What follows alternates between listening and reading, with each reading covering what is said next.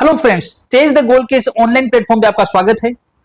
हम पर्वतों को पढ़ रहे थे इंडियन ज्योग्राफी के अंदर, और आज हम जिस पर्वत को पढ़ने वाले हैं वह पर्वत है हमारा ज्वालामुखी पर्वत। कि ज्वालामुखी पर्वत क्या होते हैं, ज्वालामुखी पर्वतों का निर्माण कैसे होता है, ये हम पूरा डिटेल से पढ़ने वाले हैं। तो ज्वालामुखी को जानने से पहले आपको सबसे इंपॉर्टेंट जो जानना जरूरी है वो क्या जानना जरूरी है कि जब ज्वालामुखी का उद्गार होता है, देखो ज्वालामुखी होता क्या है। ज्वालामुखी आपने देखा होगा, ऐसी एक शंक्वाकार सी संरचना होती है। आपने कई ज्वालामुखी देखे होंगे, जैसे माउंट कोटोपेक्सी होता है, माउंट स्ट्रोम्बोली होता है, ठीक है। तो ये क्या है, महत्वपूर्ण ज्वालामुखी है, इंपोर्टेंट ज्वालामुखी है। तो ज्वालामुखी जो है वो कैसी संरचना होती है, एक आप देखोगे एक कीपनुमा स्ट्रक्चर होती है, और इस कीपनुमा स्ट्रक्चर के ऊपर से क्या होता है, जब ज्वालामुखी सक्रिय होता है तो लावा जो होता है उस लावा का उद्गार होता है। तो हमारे लिए इन ज्वालामुखी को पढ़ने से पहले यह जानना जरूरी है कि लावा होता क्या है, कैसे लावा का निर्माण होता है, कहां से ये लावा आता है, तो उसको हम पहले डिटेल से डिस्कस कर लेते हैं। देखिए, जब हमने इंडियन ज्योग्राफी को पढ़ाना शुरू किया था तो इंडियन ज्योग्राफी की हमारी प्रीवियस क्लास के अंदर हमने आपको एक चीज बताई थी, इसको इरेज कर लेते हैं। पहले हमने आपको जब पृथ्वी की लेयर्स के बारे में बताया था कि जो हमारी अर्थ है उस अर्थ में कौन कौन सी लेयर पाई जाती है, तो हमने क्या बताया था आपको, हमने बताया था जैसे मान लो कि ये हमारी पृथ्वी का हमने एक सेक्शन ले लिया, ठीक है। इस सेक्शन के अंदर क्या है, ये वाली हमने 3 लेयर के अंदर से डिवाइड कर लेते हैं, ठीक है। हमने आपको क्या बताया था, हमने आपको यह बताया था कि हमारी जो अर्थ है उस अर्थ के अंदर क्या होता है, उस अर्थ के अंदर जब हम सरफेस से 100 से लेकर के 200 किलोमीटर की गहराई पर जाते हैं तो 100 से लेकर 200 किलोमीटर की गहराई पर आपको एक लेयर मिलती है। आपको क्या मिलती है, आपको एक लेयर मिलती है जो कि कौन सी फेज में होती है, जो कि अर्ध तरल अवस्था में होती है। क्या मिलती है, आपको एक लेयर मिलती है, और इस लेयर के अंदर जो इसकी फेज होती है वो कौन सी फेज होती है, वो इसकी फेज होती है आपकी अर्ध तरल फेज होती है। अर्ध तरल अवस्था क्या होती है, इसकी होती है, ठीक है। यह जो आपकी अर्ध तरल लेयर है इसको क्या बोलते हैं, इसको हम प्लास्टिक दुर्बल, इसको हम प्लास्टिक दुर्बल मंडल के नाम से जानते हैं। प्लास्टिक दुर्बल मंडल के नाम से जानते हैं, ठीक है। क्या होता है कि सबसे बाहर की ओर तो कौन सी लेयर आएगी, सबसे बाहर की ओर तो भूपटल आ गया। ये वाली लेयर कौन सी लेयर है, ये वाली लेयर तो आपकी भूपटल की लेयर होगी। और भूपटल की लेयर से जब हम अंदर की ओर चलते हैं तो लगभग 33 किलोमीटर की गहराई से लेकर के 2900 किलोमीटर की गहराई तक हमारी कौन सी लेयर होती है, यह जो हमारी लेयर है पूरी, इस लेयर को हम कौन सी लेयर बोलते हैं, इस लेयर को हम मेंटल लेयर के नाम से जानते हैं। क्या बोलते हैं, मेंटल के नाम से जानते हैं। इस मेंटल लेयर के अंदर भी 100 से लेकर 200 किलोमीटर का जो एरिया होता है, इस एरिया के अंदर क्या होता है, अर्ध तरल अवस्था जो होती है उस अर्ध तरल अवस्था इसकी पाई जाती है, जिसके अंदर क्या पाया जाता है, मैग्मा यहीं पर होता है। तो यह जो अर्ध तरल अवस्था वाला प्लास्टिक दुर्बल मंडल है, इस प्लास्टिक दुर्बल मंडल के कारण से क्या उत्पन्न किया जाएगा, इस प्लास्टिक दुर्बल मंडल के कारण से भूतापीय तरंगे जो होती हैं, उन भूतापीय तरंगों की उत्पत्ति होती है। और यह भूतापीय तरंगे जो होती हैं वो क्या करती हैं, हमारे अर्थ के अंदर भूपटल में हलचल करवाती हैं, और हलचल करवाने के कारण से ज्वालामुखी उद्गार की क्रिया होती है।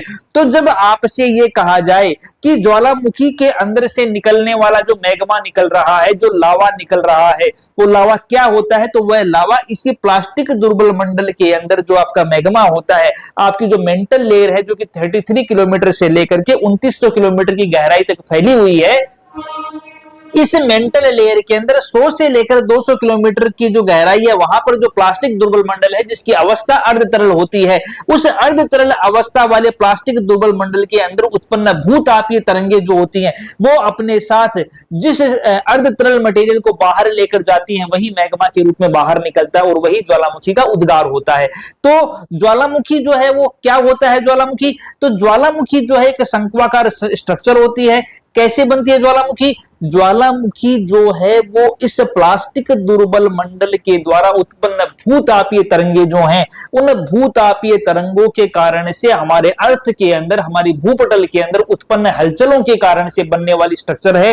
और कब होगा ज्वालामुखी का विस्फोट, ज्वालामुखी का विस्फोट होने के लिए हमने आपको पहले बता रखा है कि ज्वालामुखी क्रिया के लिए पास के अंदर सागरीय जल या किसी जल स्रोत की उपस्थिति अनिवार्य है।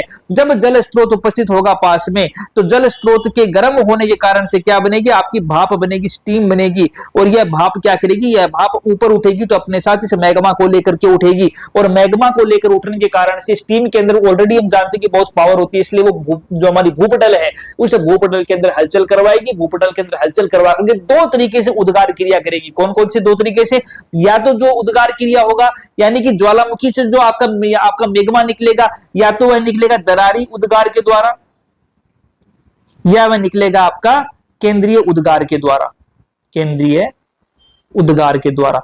दरारी उद्गार से जनरली पठार बनते हैं, और केंद्रीय उद्गार से किसका निर्माण होता है, पर्वत का निर्माण होता है। तो ज्वालामुखी के विस्फोट के कारण से जब केंद्रीय उद्गार की घटना होती है, तो इस केंद्रीय उद्गार की घटना के कारण से बनने वाली स्ट्रक्चर जो कि बाह्य पटल पर बन रही है, क्या कहलाती है, ज्वालामुखी पर्वत के नाम से जानी जाती है। ये जो हमने पूरा डिटेल इतनी रामायण देखी, वो किस बात को समझने के लिए देखी कि ज्वालामुखी पर्वत के बनने के लिए कौन सी घटना जिम्मेदार है। तो हमने बताया कि मेंटल के अंदर जो प्लास्टिक दुर्बल मंडल है, उस प्लास्टिक दुर्बल मंडल के अंदर उपस्थित जो भूतापीय तरंगे हैं, वो भूतापीय तरंगे और पास में किसी जल स्रोत के उपस्थित होने के कारण से बनने वाली भाप जो है वो क्या करती है, ज्वालामुखी के विस्फोट के लिए रिस्पॉन्सिबल है। और जब ज्वालामुखी का विस्फोट होगा तो विस्फोट के कारण से जो मेंटल है, उस मेंटल के अंदर उपस्थित जो आपका अर्ध तरल अवस्था है, अर्ध तरल वाला पदार्थ है, ये जिसे मेग्मा भी कहते हैं, ये यहां से बाहर निकलेगा और दो तरीके से उद्गार शो करेगा। कौन कौन से, या तो यह दरारी उद्गार शो करेगा, या यह केंद्रीय उद्गार शो करेगा। और केंद्रीय उद्गार के शो करने के कारण से जिस पर्वत संरचना का निर्माण होता है वह ज्वालामुखी पर्वत के नाम से जाना जाता है। क्लियर है इतना? एक स्ट्रक्चर देख लेते हैं जिससे हमें और आसानी से समझ में आएगा। ठीक है,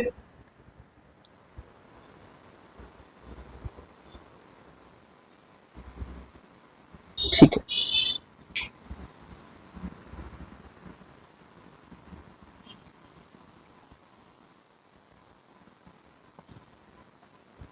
इसको हम दूसरे कलर से बना लेते हैं।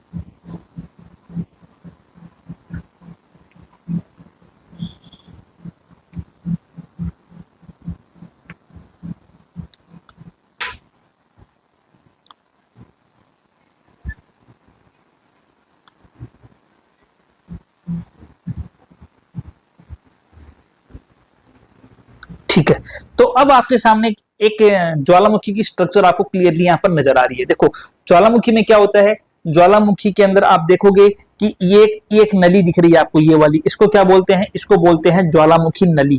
इसको क्या बोलते हैं, इसको बोलते हैं ज्वालामुखी नली, या इसे पाइप के नाम से भी जाना जाता है। ठीक है, ये क्या दिख रहा है आपको यहाँ पर, ये क्या है, ये आपका मैग्मा चैम्बर है। ठीक है, मैग्मा क्या होता है, पिघली हुई चट्टानें ही होती हैं। ठीक है, ये चट्टानें पिघली क्यों है, प्लास्टिक दुर्बल मंडल के टेम्परेचर के हाई होने के कारण से ये चट्टानें पिघली हैं। तो मैग्मा क्या है, पिघली हुई चट्टानें ही हैं। ठीक है, एक चीज और क्या आती है यहाँ पे आपको दिखेगा कि यहाँ पे एक स्ट्रक्चर है, इसको क्या बोलते हैं, इस स्ट्रक्चर को बोलते हैं ज्वालामुख।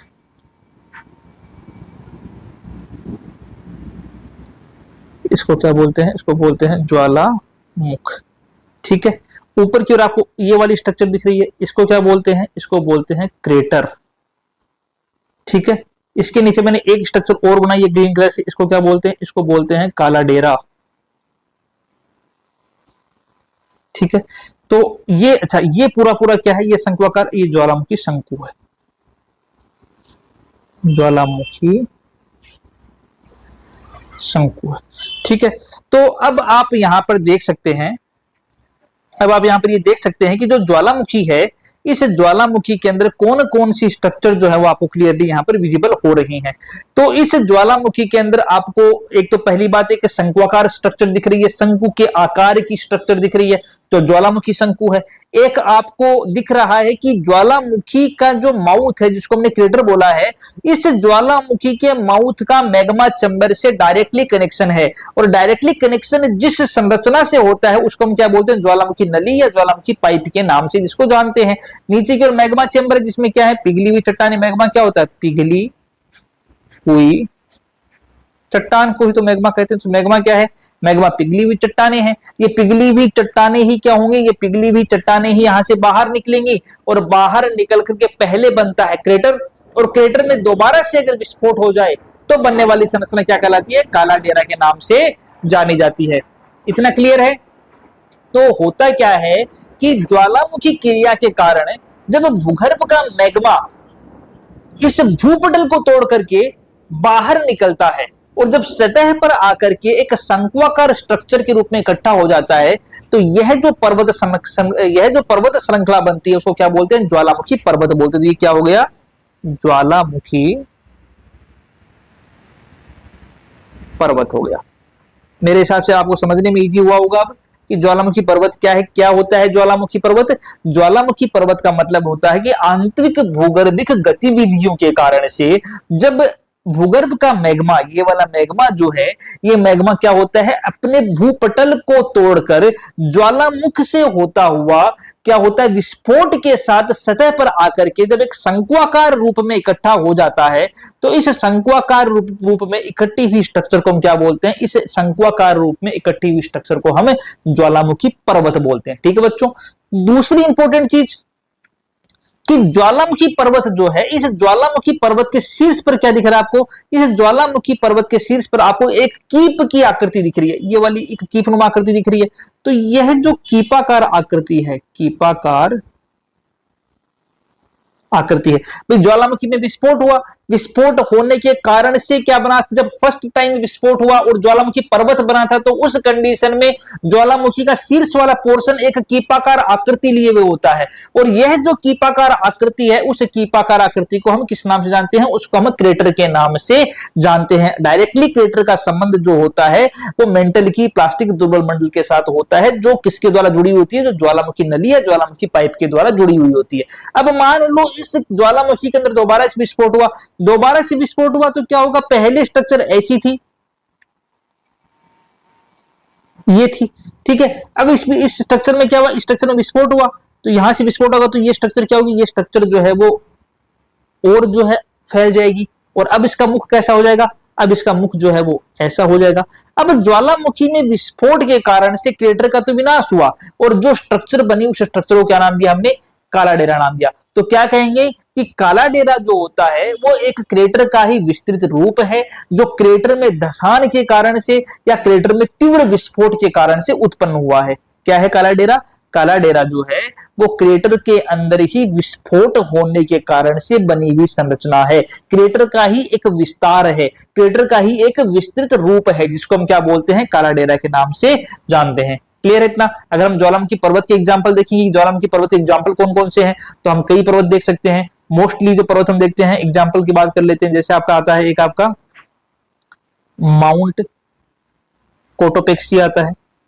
माउंट कोटोपेक्सी कहां पाया जाता है, माउंट कोटोपेक्सी जो है ये आपके साउथ अमेरिका महाद्वीप जो है उसमें पाया जाता है। वहां भी कहां पर, एंडीज पर्वत श्रृंखला जो है, उस एंडीज पर्वत श्रृंखला में, और कौन से देश में, इक्वाडोर जो है, उस इक्वाडोर के अंदर पाया जाता है।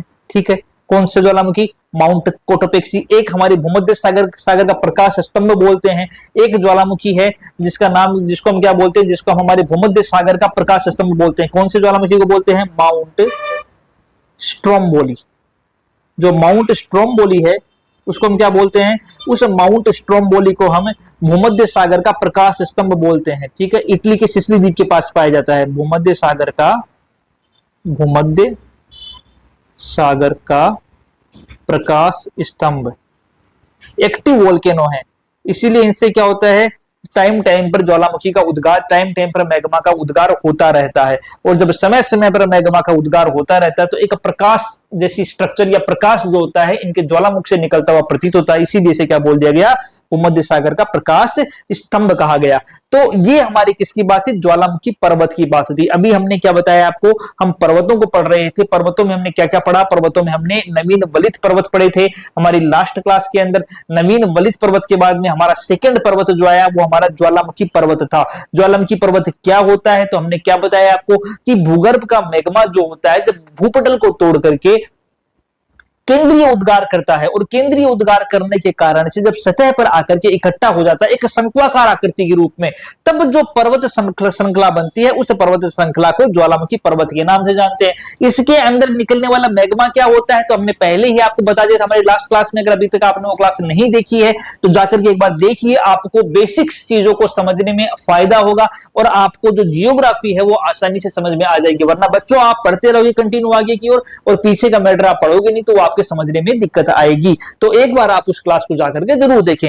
तो ज्वालामुखी जो है, उस ज्वालामुखी के अंदर निकलने वाला जो मैग्मा होता है ये हमारे प्लास्टिक दुर्बल मंडल जो है, हमारी पृथ्वी की लेयर जो होती है उस लेयर के अंदर जो बीच वाली लेयर होती है उसको मेंटल लेयर बोलते हैं। उस मेंटल लेयर के अंदर 100 से लेकर 200 किलोमीटर की गहराई पर एक दुर्बल मंडल पाया जाता है, इसको प्लास्टिक दुर्बल मंडल बोलते हैं। इस प्लास्टिक दुर्बल मंडल की अवस्था जो होती है वो अर्ध तरल अवस्था होती है, क्योंकि इसके अंदर जो चट्टानें होती हैं वो गहराई पर जाने के कारण से, अधिक टेम्परेचर के कारण से पिघली हुई अवस्था में होती है।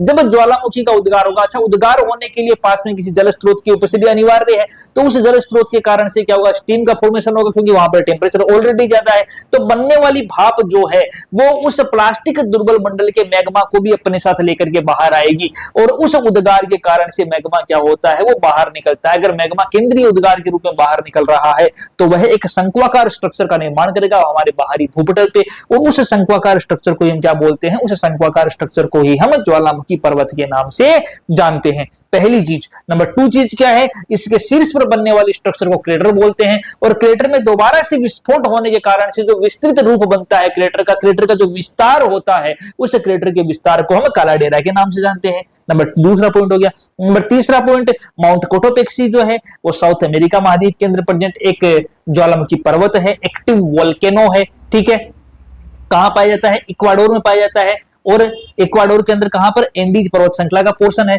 दूसरा माउंट स्ट्रोम्बोली है, माउंट स्ट्रोम्बोली हमारे इटली के अंदर प्रेजेंट है। ठीक है, भूमध्य सागर का इसे प्रकाश स्तंभ के नाम से जाना जाता है। तो ये बच्चों हमारी बात होगी ज्वालामुखी पर्वत की। अब ज्वालामुखी पर्वत से उद्गार जो होता है कौन सा होता है, केंद्रीय उद्गार होता है या फिर ना आपका दरारी उद्गार होता है। इन उद्गारों के फलस्वरूप कैसी स्ट्रक्चर का निर्माण होती है, क्या लेकोलिथ होती है, फेकोलिथ क्या है, डाइक क्या होता है, सील क्या होती है, सीट क्या होती है, बेथोलिथ क्या होता है, लेपोलिथ क्या होता है, ये सारे के सारे हम अपनी अगली क्लास में डिस्कस करेंगे। यहां से क्वेश्चन जो है वो आपके रीट में भी पूछा गया है, यहां से क्वेश्चन आपके एलडीसी के अंदर भी आ जाते हैं, और यहां से क्वेश्चन आरएस के अंदर तो एक महत्वपूर्ण क्वेश्चन बनता ही बनता है। तो मिलते हैं बच्चों अगली क्लास के अंदर, तब तक के लिए जय हिंद दोस्तों।